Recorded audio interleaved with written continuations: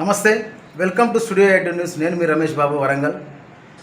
Asia ఖండంలోనే అతిపెద్ద market అయినటువంటి వరంగల్ ఏనుమామల మార్కెట్కి చాలా రోజుల తర్వాత చైర్పర్సన్ ప్రభుత్వం నియమించడం జరిగింది.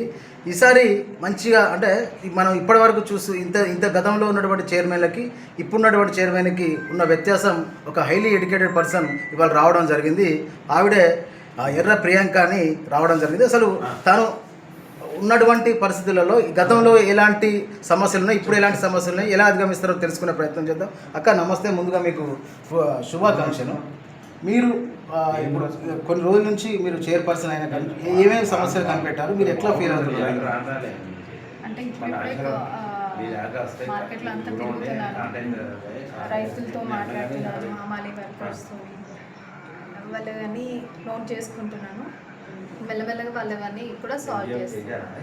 ఇంత పెద్ద మార్కెట్కి మీరు చైర్పర్సన్ అయ్యారక చాలా గొప్ప విషయం, అలాగే అతి పెద్ద బాధ్యత. మీరు ఎలా ఫీల్ అవుతున్నారు?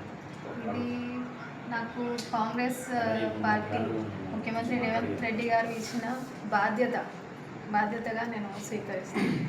అయితే మన ముఖ్యమంత్రి గారు మొన్న ఒక విషయం చెప్పడం జరిగింది. తెలంగాణ రాష్ట్రంలో 1 కోటి మంది మహిళలను కోటీశ్వరం చేస్తామని చెప్పారు.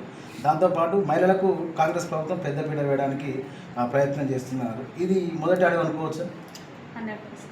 ఎట్లా అంటే మీకు ఎట్లా అనిపిస్తుంది? అంటే మన కాంగ్రెస్ ప్రభుత్వం మహిళలకి ప్రతి దాంట్లో కూడా ముందంజలోనే పెట్టినారు. అదేవిధంగా ఇప్పుడు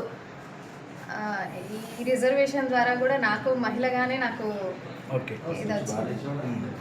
ఇది చూశారు కదా, ఆల్రెడీ తాను ఇప్పటికే చైర్పర్సన్ అయినప్పటి నుంచి ఇప్పటికీ జనాల్లో తిరుగుతున్న సమస్యలు కూడా తెలుసుకుంటున్నా.